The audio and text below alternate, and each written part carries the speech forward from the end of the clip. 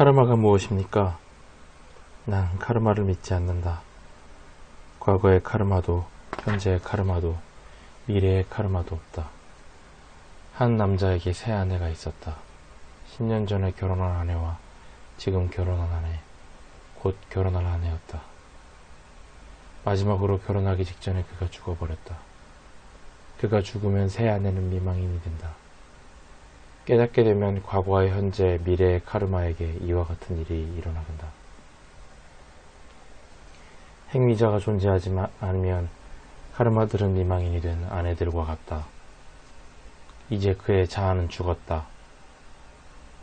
의심이 없는 이 사람에게는 카르마가 없다. 그는 지금 여기에서 해방되었다. 그는 태어나지도 않고 육신을 갖지도 않는다. 사실은 늘 그랬다. 아무것도 바뀐 것이 없다. 아내들은 미망인이 되고 해방된 그는 자유로우며 하고 싶은 것을 다 할 수 있다. 그의 행위는 아무런 흔적도 남기지 않는다. 따라서 아무런 카르마도 만들지 않는다. 수행자들이 이 뜻을 뭐든지 마음대로 해도 된다고 오해하여 제멋대로 행동하고 남에게 해를 끼치는 경우가 많았습니다. 나는 행위자 없음에 관하여 말하고 있다. 행위자에게는 반작용이 있을 것이며 행위에 대한 대가를 치러야 할 것이다. 집착에 빠져있는 사람은 생각과 관념의 결실을 거두어 드릴 것이다. 그대는 그대가 생각하는 것이 된다. 꿈속에서 한 사람은 거지가 되고 다른 한 사람은 왕이 된다. 그러나 둘 다 꿈속의 일이다. 그들은 거지도 아니고 왕도 아니다. 만약 그대가 어느 것도 아님을 알아차리면 그대는 자유로워진다. 우리는 수행을 통해 자유로워질 것이라고 생각한다. 그러한 사람은 자유를 미루고 있다. 우리는 오직 이 한순간에 깨닫게 된다. 10년 동안 수행을 해야 깨달을 수 있는 것이 아니다. 지금 자유로워질 수 있다. 이 모든 영적 여정이 다 무엇인지를 자문해 보면 단지 모든 개념을 버리는 과정에 불과하다고 여겨집니다. 정말 그렇습니까? 영성은 그대에게 무엇을 버리라고 말하지 않는다. 무엇을 버리겠는가? 그것을 어디에 버리겠는가? 이 세상에는 산이 있고 강이 있고 동물이 있다. 그대가 그것들을 버린다면 그것들이 어디로 가겠는가? 그것들은 여기에 있어야 한다. 그 모든 것과 더불어 사랑으로 있는 편이 더 낫다. 거부하지도 말고 받아들이지도 말고 그대 자신의 참나로 존재하라. 이 모든 것은 그대 자신의 참나와 분리되어 있지 않다. 그것들은 그대 안에 있다. 오직 그대의 관점을 바꿔라. 이것들을 그대 자신의 참나로서 그대 자신의 참나 안으로 받아들여라. 이 모든 것이 나라는 것을 왜 받아들이지 않는가? 이것은 사실이다. 바람이냐 개념들에 대해서도 그래야 합니까? 그렇다. 그대가 이것들을 그대 안에 있는 것으로 받아들인다면 문제가 어디에 있겠는가? 우리가 다른 사람 혹은 다른 것과 자신 사이의 차이점들을 받아들일 때에만 문제가 있다. 모든 것이 그대의 참나로서 그대 안에 있다는 것을 받아들여라.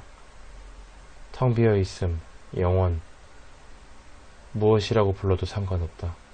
모든 것이 그것 안에 있고 그대는 그것과 하나이다. 그렇다면 무엇을 거부하겠는가? 이것들을 어디로 보내겠는가? 그대는 전체다. 그대가 무엇을 어디로 보내겠는가? 나는 모든 것이다. 우파니샤드들의 가르침이다. 이 모든 것은 나 자신이다. 영성은 그대에게 무엇을 버리라고 말하지 않는다. 이제 다른 방식으로 접근해보자. 그대가 모든 것을 버리면 무엇이 남는가? 무엇이 남겠는가? 그대는 참나의 입장에서 아무것도 거부할 수 없다. 만약 그대가 거부한다면 그대와 참나 사이에 경계들이 있을 것이다. 그대가 가버려라고 말한다면 그대와 그대가 버린 것 사이에 경계가 있을 것이다. 그런데 진리 안에는 어떤 한계도 경계도 있을 수 없다. 그것은 전체다. 그대는 모든 것을 버리든지 아니면 모든 것을 그대 자신으로 받아들일 수 있다. 그대는 원한 대로 할 수 있다. 고요하라. 생각을 비우고 모든 것을 받아들여라. 어떻게 하면 두려움을 없앨 수 있습니까? 무슨 두려움인가? 그대가 붙잡고 있는 것들이 모두 파괴될 것이라는 두려움일 수 있다. 그대의 마음이 붙잡고 있는 것들을 모두 잃어버릴 것이라는 두려움. 그대는 틈 바구니에 끼어 있다. 한편으로는 마음이 붙잡고 있던 모든 것, 그대의 모든 소유물이 파괴되는 것을 볼 수 있다.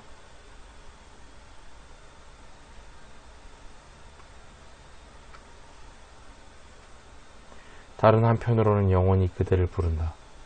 그대는 다시 돌아가기를 원치 않지만 동시에 영혼을 끌어안지도 못하고 머뭇거린다. 이것은 잠시 머무르는 기간일 뿐이다. 잠시 머무르는 곳이다. 갈아탈 항공편이 방송될 것이다. 그대는 되돌아갈 수 없다.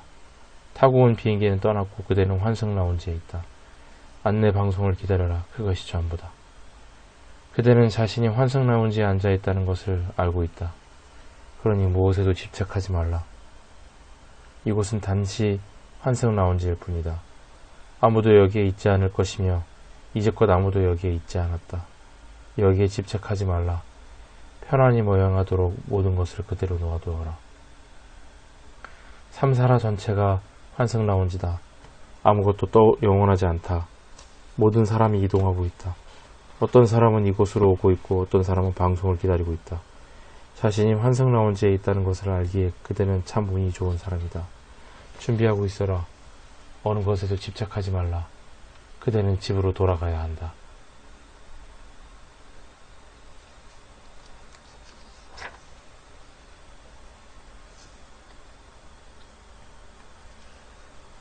몸과 마음 때문에 실제에 집중하기가 어렵습니다.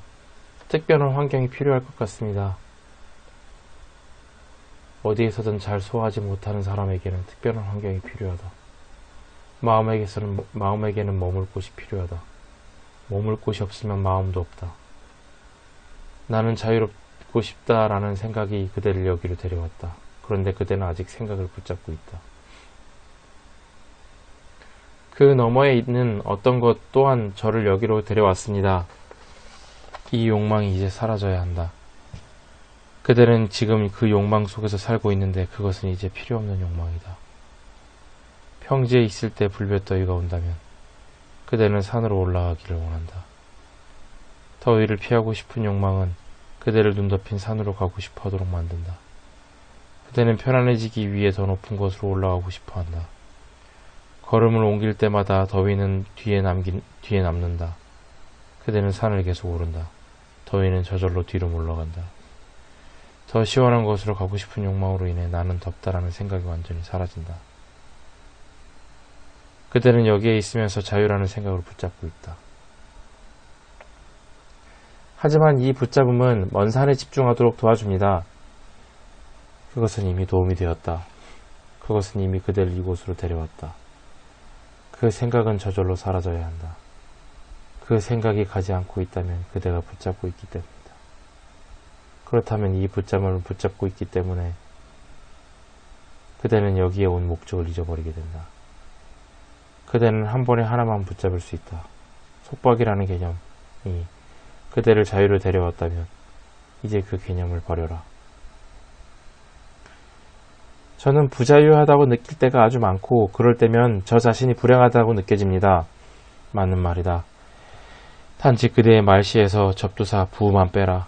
왜 쓸데없이 부라는 말을 쓰는가? 부라는 말만 빼면 그대는 바른 말을 하고 있다.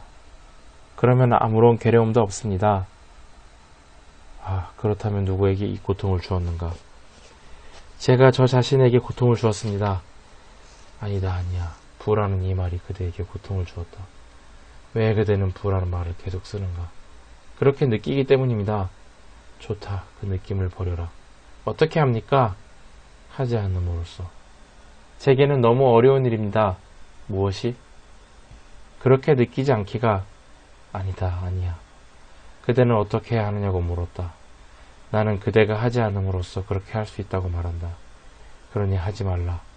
만약 그대가 하지 않으면 무엇이 있는가? 느낌이 사라질 것입니다. 그러면 무엇이 남는가? 아무것도 없습니다.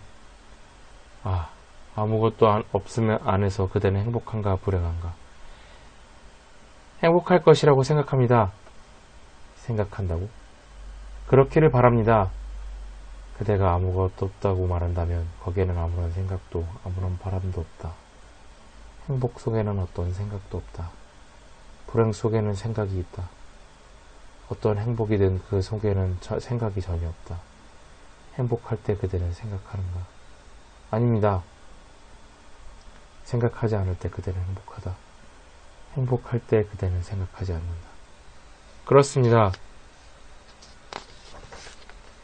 그러므로 행복해지는 데는 무슨 노력이 필요한가? 어떤 노력을 해야 한다고 생각하는가? 스승님의 말씀을 이해하기가 어렵습니다. 행복해지는 데는 이해가 필요 없다. 사람들은 평화의 순간을 원한다. 그 뒤 자리에 머물기를 원하고 그 순간이 지속되기를 원한다. 이해하려 하지 말라. 이해하려 한다면 문제가 생긴다. 자유를 이해하려 하지 말라. 이해하기를 원하면 묶이게 된다. 대상들은 이해될 수 있다. 그러나 주체도 없고 객체도 없다면 어떻게 이해할 수 있겠는가? 불가능합니다. 이해할 필요가 없다. 스승님, 그런데 이해에 관한 책과 경전들은 왜 그렇게 많습니까? 심지어 라마나 마하리시에 대한 책들도 이해를 돕기 위한 것입니다. 그것들은 이제 막 깨달음을 찾아 나선 물고기들을 낚아채기 위한 그물이다. 깨달음을 찾으러 가는 물고기는 아주 적다. 따라서 속박이라는 드넓은 바닷속에 살고 있는 몇 마리의 물고기를 잡기 위해 그렇게도 큰 그물이 필요한 것이다. 경전들은 다른 그물을 피해온 물고기들을 잡기 위한 또 다른 그물이다. 이제 그 물고기들은 경전이라는 그물에 걸렸는데 그 그물코는 매우 촘촘하다. 또 다른 그물들이 있습니까? 마지막 그물이 경전이다. 신이 마지막 장애물이다.